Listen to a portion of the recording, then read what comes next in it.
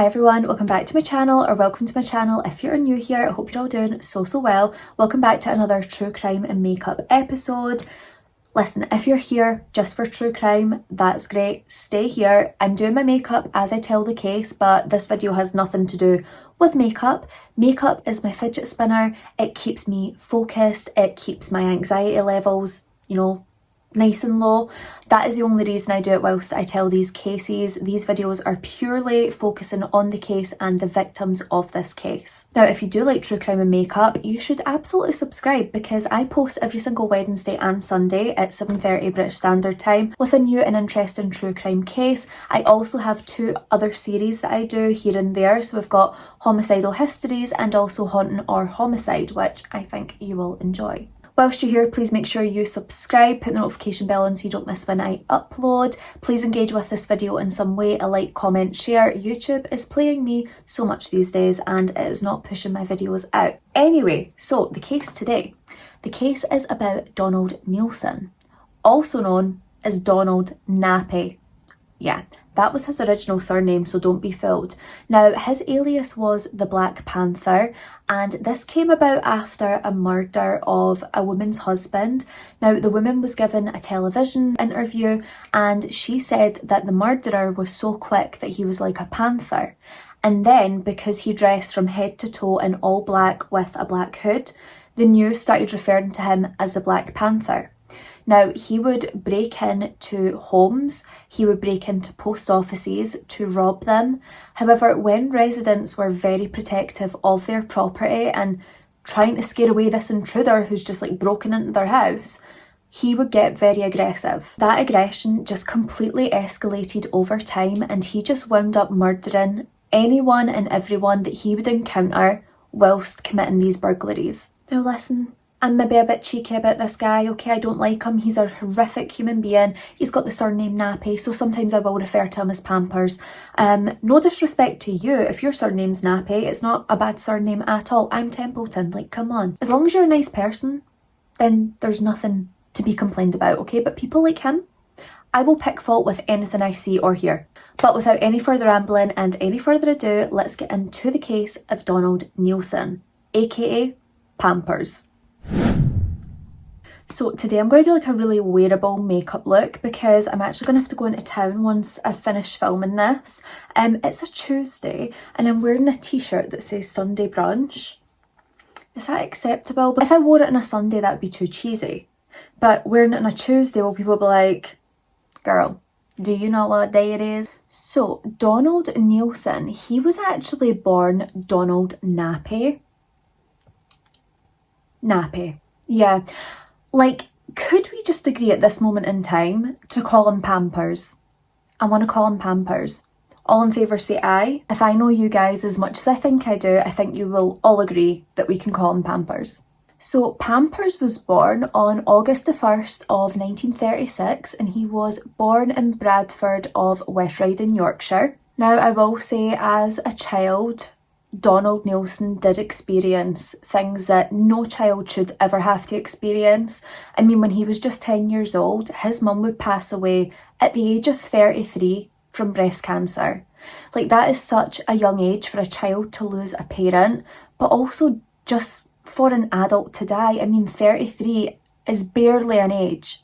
Apologies, I am not performing a magic show, but I did have to change my top into something a bit more strappy because Scotland is experiencing heat and we're not used to it. So when Donald was around 11 or 12 years old, he was caught breaking into a shop. Now, due to his circumstances and also his very young age, the police couldn't really do anything apart from give him like a slap in the wrist. So he got a stern warning, he got a caution. Lesson not learned though, because a bit of a repeat offender. Then in April of 1955, when Donald was just 18 years old, he would marry a woman by the name of Irene Tate, who was 20. Donald would also serve in the army for a brief period of time. He was a national serviceman in Kenya, Aden and Cyprus. However, after some time in the army, serving his country, Irene She didn't want him in the army anymore. She wanted him at home, and she did a lot of persuading, and she wound up convincing Donald to leave the army and return home in 1958. So 3 years. I think that's brief service. Or is that a long time? I mean, I guess if you're serving your country, anything's a long time, but... Now, Donald and Irene, they would go on to have a daughter together, and they would name her Catherine. Now, Pampers, he's a bit worried that Catherine, taking the surname Nappy, little Catherine Nappy, he was worried that she might get bullied at school. And I hate to say it, but she probably would, because children are mean, and if you've got a name like Nappy, it's not going to go down well in the playground. It's just not. So he thinks, maybe we should change her name, and whilst we're at it, we'll just change my name as well. Donald is looking out for himself. Also, I just want to say, he said that the reason he feared Catherine would be bullied is because his name sounded like Nappy. It is Nappy. So what are you saying, Donald? Anyway, they went on to change the family name to Nielsen. So he became Donald Nielsen, Irene would be Irene Nielsen, and Catherine would be Catherine Nielsen. Do you know what also made me laugh a wee bit as well? Is it was actually speculated that the reason Nielsen chose the surname Nielsen was because he bought a taxi business from a guy who it was like Nielsen's Taxis, right? And he didn't want to have to pay to change like the name on the taxi company. So if he kept it at Nielsen, he's saving some cash. So he kept the name as Nielsen, and others speculated that they had actually used that name after the name of an ice cream van that he would take his daughter to. And this van was called Lord Nielsen. It's all making sense. Now, Donald, he's what I would call a seasoned burglar, right? And especially like in his early days of committing crimes, he was experienced. Now, Donald, he had committed around 400 home burglaries. We love consistency. Do you know what I do find like a little bit funny about Donald Nielsen, or Donald Nappy, little Pampers, is the fact that he was called the Black Panther. Now we'll get into that in a second, but could you imagine like this killer being referred to as the Black Panther, and then you hear that his name was Nappy? And you're like, oh, and then you see him and you're like, oh. So before Pampers became known as the Black Panther, he did have like a few other aliases that he was wanted under. One of them was the Phantom. Cue Phantom of the Opera. And his other alias was Handy Andy. Now Pampers can be a little bit of a clever cookie, right? So every couple of weeks, he would change up his like signature at a crime. So for example, he would steal like a radio from a house and then dump it and discard of it nearby. And then once the police had kind of like identified this as the signature, he would change it up again. So like they're still looking for a guy that's like leaving radios abandoned whilst he's off doing something else, like stealing a bike with stabilizers, So it was a way of throwing the police off his scent. But, at one point, Donald, he's not loving the burglaries anymore, right? He's getting a bit bored. I mean, he has committed over 400 of them. There's got to be a time of retirement. So he decides he would like to up the ante a wee bit. But he's not going to get a job. Excuse me. No. He is going to just like up his crimes a bit. So he decided to start robbing like little post offices in the area. And between 1971 and 1974, he would commit around 18 of these crimes, robbing the small post offices. Now, over time with these crimes, he would become more violent and more aggressive because the people who, were in these post offices, they were very, very protective over their property, and they were almost trying to like guard it and stop him from committing the crime.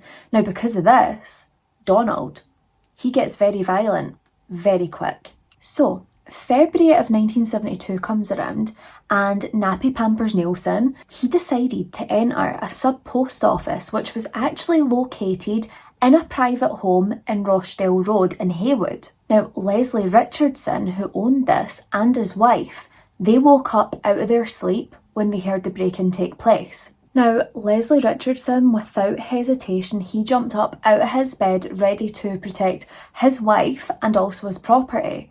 So he goes and approaches, Nappy Pampers Neilson, and he sort of like meets him in the hallway, and this is when Pampers draws out a sawn-off shotgun.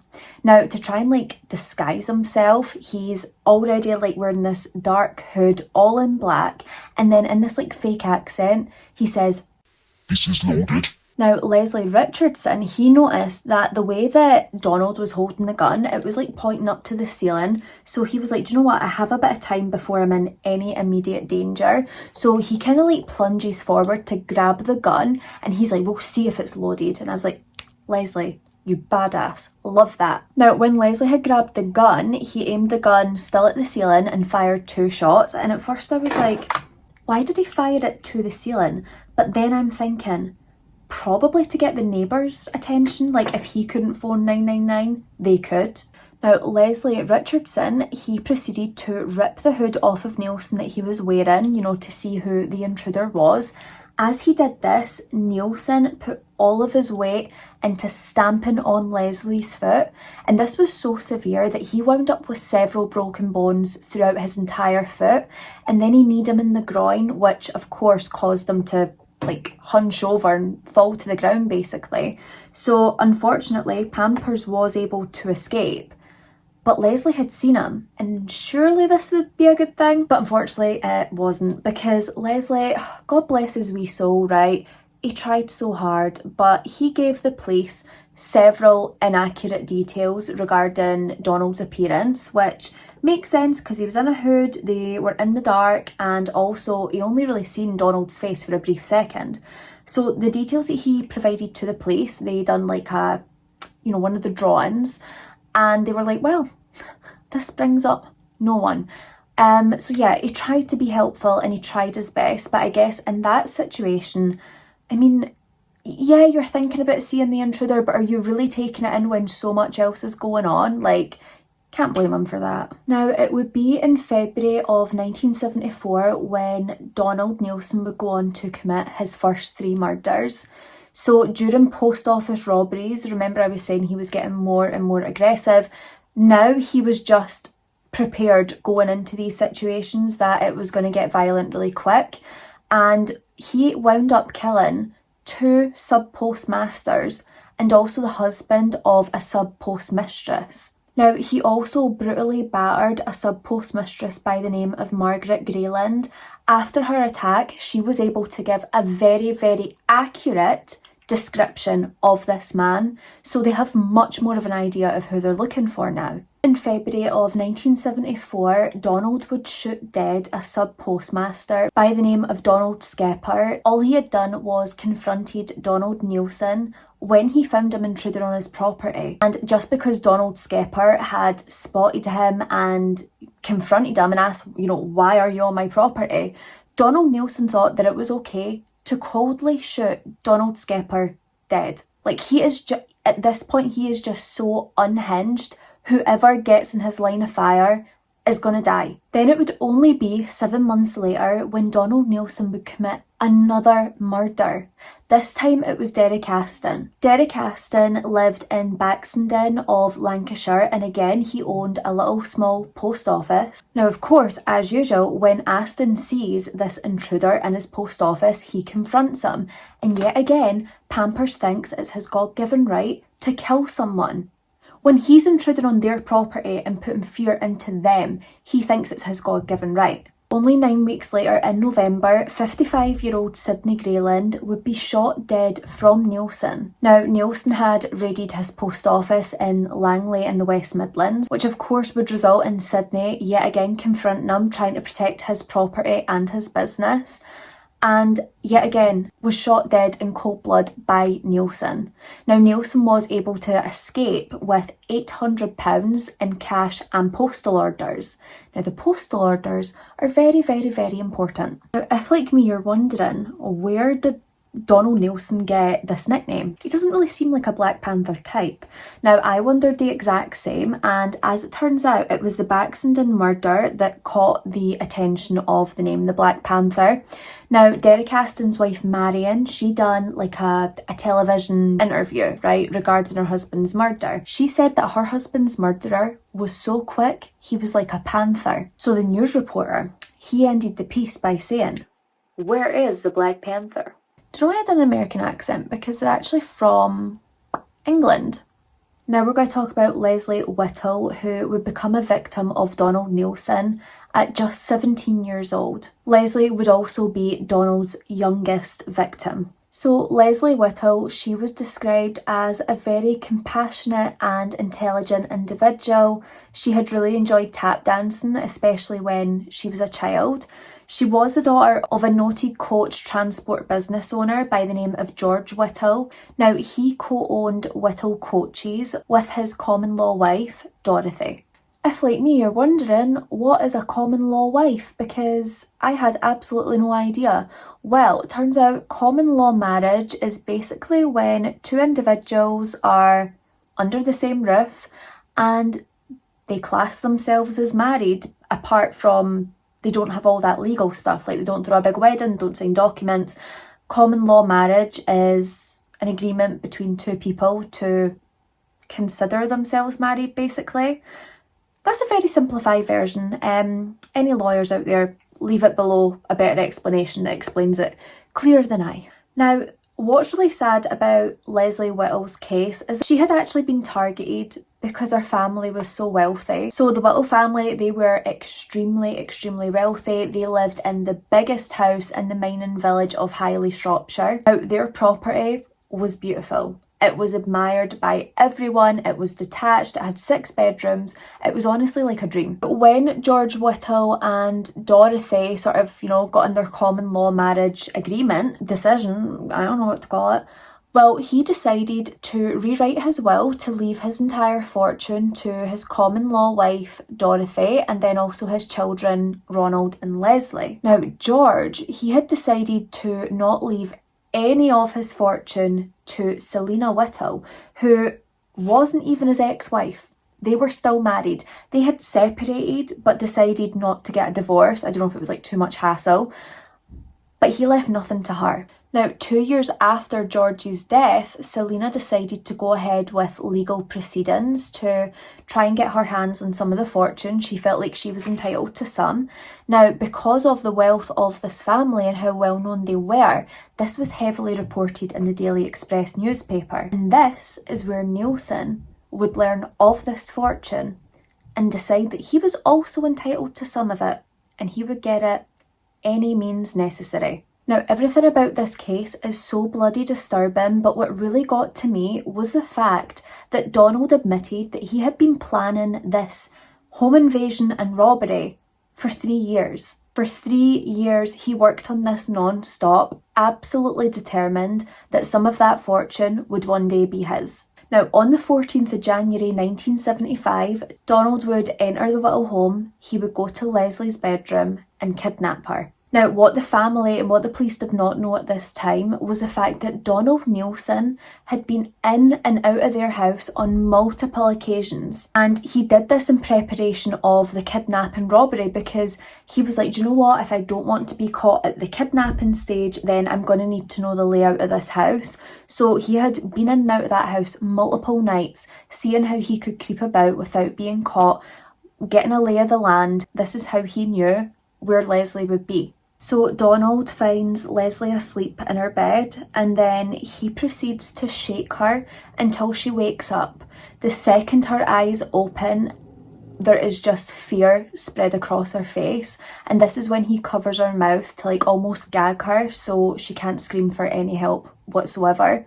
Now, before they leave, he does allow her to put on her slippers and her dressing gown, but that's it. Then ordered Leslie to get out of the house and to enter his green Morris 1300 car. Now, once Leslie was in the vehicle, he bound her wrists and her ankles together. He made her lie down in the back seat with an old mattress kind of thing on top of her, so if they drove by anyone, they wouldn't see Leslie in the back. Now, Neilson, he does some quick maths, right? And he decides that 50 grand, that's not going to be missed from the big fortune. So he's going to request 50 grand ransom in order for the family to get Leslie back. And he had already, wrote this ransom down on a note, and he left that note in the house when he was taking Leslie. So the morning comes in the Whittle family home, and Dorothy notices that Leslie has not come down for her breakfast.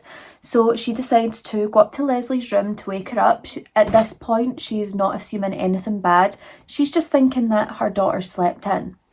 Now, she goes into Leslie's room, and all she finds is Leslie's clothes laid out for the day. So Leslie was someone who would plan her outfit the night before and lay it on her chair, so in the morning she could just get dressed, no fuss, knew what she was wearing.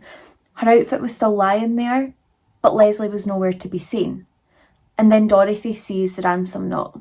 Now, as soon as Dorothy takes a look at this note, she is right on the phone to the police to immediately get them involved. She wants her daughter back, and she has contacted them at the earliest time possible. She's only just discovered that Leslie's gone missing. Devastatingly, there was apparently a lot of police errors involved in this investigation, and other circumstances meant that Leslie's brother Ronald was not able to deliver the 50 grand ransom money to the designated place at the designated time.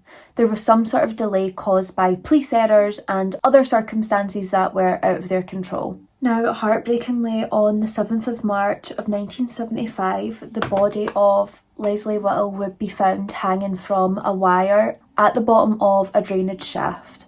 Now, a post-mortem examination conducted on Leslie did conclude that she had died from vagal inhibition and not strangulation. It was determined that the shock of this fall had just caused her heart to stop.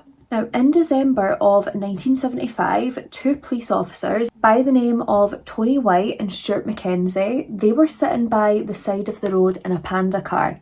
Now, I'll insert a photo of that. It's basically like a police car. And they were both just keeping an eye on the A60 road. This road led out of Mansfield in North Nottinghamshire. So as they're sitting in this car, they spot what looks to be a very suspicious man. Now, the man's carrying a hold all, and as he walks by the Panda car, he averts his gaze so the police can't see his face. Now, immediately the police are like, red flag. Officer Mackenzie, he shouts the guy to come over to the car because he wants to ask him some questions. Number one, why are you acting like a weirdo? So the police, they get him over, right? And all the police are wanting is to ask a few questions, have a conversation, a little bit of verbal ping pong, right? So when they're asking Neilson, where are you coming from? Your wee hold all. He says that he's on his way back from work.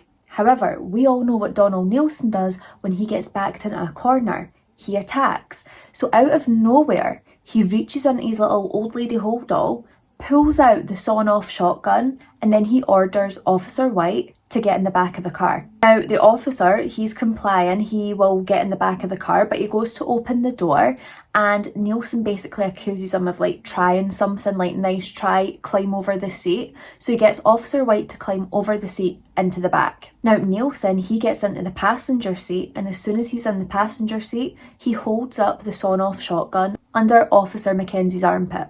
So Neilson had demanded that the two police officers drive him to Blidworth, or it might be called Blidworth. Sorry, I think it's Blidworth, it's spelled Blidworth. Who knows? You let me know. Now, this was 6 miles away, and he had also ordered them not to look at him whilst they were in the vehicle. Now listen, maybe he's got a complex about his side profile, right? I'm not really a big fan of mine either, and I really wouldn't want them staring at mine in close proximity. But I'm going to assume it's probably because he didn't want them to be able to identify him. Okay, but he could be insecure. Now, Neilson, he then asked the officers if there's any rope in the car. Obviously, probably going to tie them up, right?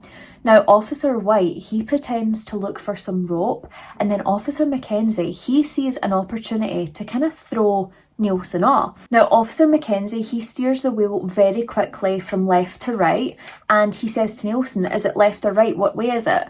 Now, because he's asked him this question, Neilson then has to look forward to look and see what way they're going.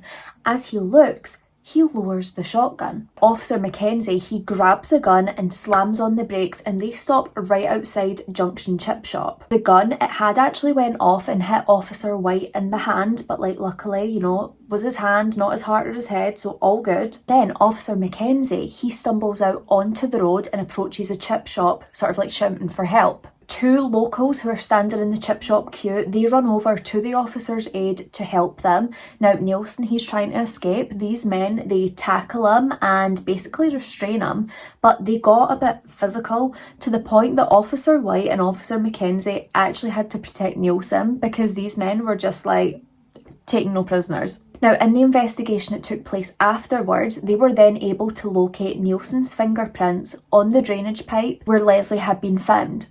Also, in an interview at Kidsgrove Police Station, they were able to get a confession out of him where he confessed to the murder of Leslie Whittle. On July the 1st of 1976, Neilson was convicted for the kidnapping and murder of Leslie Whittle and was given a life sentence. Just 3 weeks later, he was also convicted of the murders of the two sub-postmasters and the husband of the sub-postmistress. In total, Neilson would receive 5 life sentences. Now, Mr. Justice Marge Jones, the judge who was dealing his sentence, he also gave him an additional 61 years. 21 for kidnapping Leslie and another 10 for blackmailing her mother. Now, 3 further sentences of 10 years were imposed upon Neilson for 2 burglary charges, stolen guns and ammunition, and also the possession of the sawn-off shotgun. Now, he would be acquitted of the attempted murders of Margaret Grayland and also the attempted murder of Officer White. However, he would be charged with grievous bodily harm on Mrs. Grayland. Now, do we all remember Irene? You know, Neilson's wife, Irene Tate? Well, she wasn't so innocent, as it turns out. Now, when her husband didn't come home that very day, she started to get really worried. But it didn't really seem like she was too worried about him, more if he had been caught for something. And she takes it upon herself to burn 50 postal orders. I wonder why. Like, why would she do this if she didn't know what was going on? And when he's coming back with these postal orders and then it's in the news that someone was murdered and postal orders were stolen, are you telling me, Irene, babe, that you don't know that your husband's a murderer? Because I'm not getting that at all. You have to have known what he was up to. Now, Irene, she would later be convicted of cashing 80 stolen postal orders that her husband had acquired in his raids. Now, she would say that she was forced into this. She didn't want to do it. They never do, right? Irene didn't want to do it. Tale as old as time. Tale as old as time. She didn't want to do it, right? So, like, she's a victim here, apparently, according to Irene. And her solicitor actually said that Irene was not guilty and that her husband had a lot of influence on her. They even said Neilson was somewhat of a Svengali who exercised a hypnotic influence. Wow. Now, Irene, she would be sentenced to 12 months in prison. However, she would only wind up serving 8 because she was released on good behaviour. I just feel like she should have been charged with more, but hey, that's just my opinion. What do I know? Now, in the early hours of December the 17th, 2011, Neilson was taken from Norwich Prison to Norfolk and Norwich University Hospital. At this point, he was suffering from really severe breathing difficulties, and then he passed away the next day, age 75. Am I supposed to be sad about this? Because I'm not. Enjoy hell, hope it's warm. Now, before I do end today's video, I do just want to take a second with everyone and remember the victims of the case today and think about their families. I think we need to remember that these people in these cases, they are real people. Their families are real people with feelings who have suffered a huge loss, and these victims have suffered a horrific end. The victims are someone's family, they're someone's friends, and it's just so important that we remember them more than we remember the person who took their life, because that person is evil, irrelevant, disgusting human beings, and we just really need to, bring the focus right back around to the victims. I hopefully will have their photos on my screen right now if I have been able to find them. If not, I do apologise. I do look everywhere that I possibly can, but if it's not on the internet, I try and think, well, maybe it's for a reason. Maybe family members, friends don't want it on the internet. I'm just sending so much love and prayer to the families of the victims, and I just hope that the victims are at peace now. So that is it for today's True Crime and Makeup episode. I really hope you found this one interesting. It's one that I've not really seen spoken about, so I really wanted to, shed some light on it and really, talk about what happened to the poor people in this case. Please remember that any case suggestions you have can be left in the comments below or sent to my email, which you will find in the description. Also down there you'll find my Instagram and TikTok handles, as well as all the product details of what I've used on my face today, with the links if there's anything that you would like to pick up. Before you go, please make sure you are subscribed with the notification bell on so you don't miss when I upload every Wednesday and Sunday at 7:30 British Standard Time. If you can, please engage with the video in some way. A like, comment, a share, it goes a long way, helps me out with the algorithm of YouTube, because my god, recently it's working against me so bad. So I need your help. But that is it for this one. Stay safe, look after each other, be a good person, don't be a bad person, and until the next one, I'll see you later. Bye!